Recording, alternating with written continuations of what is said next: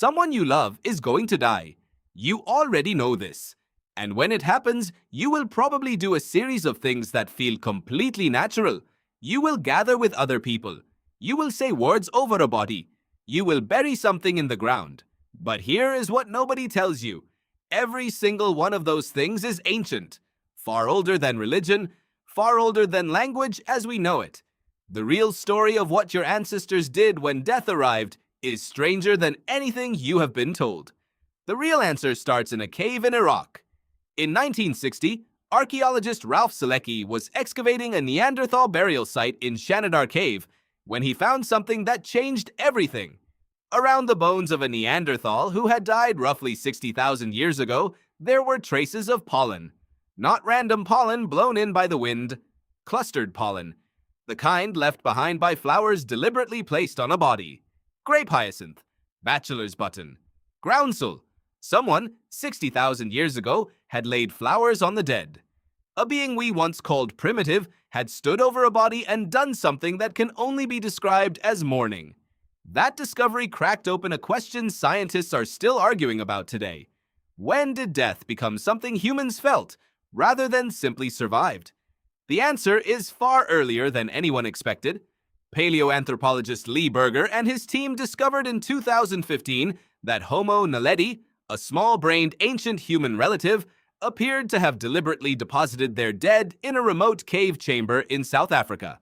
The chamber was difficult to reach. There was no evidence of predators dragging bodies there. The most likely explanation was intentional burial, and Homo naledi had a brain roughly the size of an orange. This was not a creature we associate with philosophy or feeling, and yet something drove them to carry their dead into the dark. But what happened after the burial is where it gets stranger still. In many early human societies, death did not end the relationship between the living and the dead. Archaeologist Paul Pettit, who has studied Paleolithic mortuary behavior for decades, describes a pattern he calls the extended mortuary process.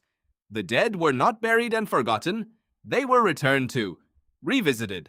Bones were sometimes exhumed, handled, painted with red ochre, and reburied in new locations.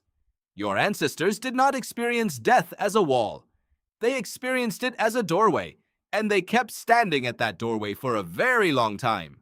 Red ochre appears at burial sites across Africa, Europe, and Asia going back over 100,000 years. The color red, the color of blood and fire and life, was pressed into the bodies of the dead. Someone believed the dead needed something from the living before they could go wherever the living believed they were going. And then there is what they left behind. At the burial site of a child in Sunghir, Russia, dated to roughly 34,000 years ago, researchers found a boy buried with over 4,000 mammoth ivory beads, fox teeth pendants, carved ivory animals, and 2 human femur bones placed beside him like staffs. Someone spent weeks preparing these objects for a child who would never use them. That is grief made physical. That is love translated into labor in the face of something that cannot be undone.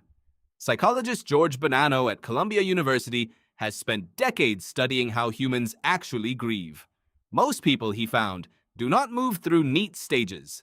Most people are resilient. And the thing that predicts recovery is not the absence of sadness, but the presence of connection, community, ritual, the shared act of acknowledging that someone was here, and now they are not. Your ancestors built that community around death instinctively, the gathering, the ritual, the grave goods, the return to the burial site. These were not superstitions. They were technologies of survival, because grief unprocessed and unwitnessed can break a person, and a broken person in the ancient world was a dead person. You still do all of this. You gather. You hold a ceremony. You bring food to the house of the grieving. You place objects in the coffin. You visit the grave. You are not doing these things because a culture told you to. You are doing them because something in you, something 60,000 years old and older, already knows that this is how you survive the unsurvivable.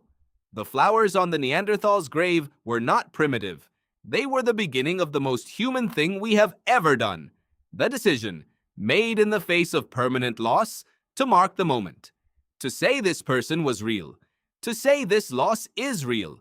To say that love does not stop at death simply because the body does. Someone you love is going to die. And when they do, you will gather, and you will say words, and you will place something in the ground. And 60,000 years of human hands will be doing it with you.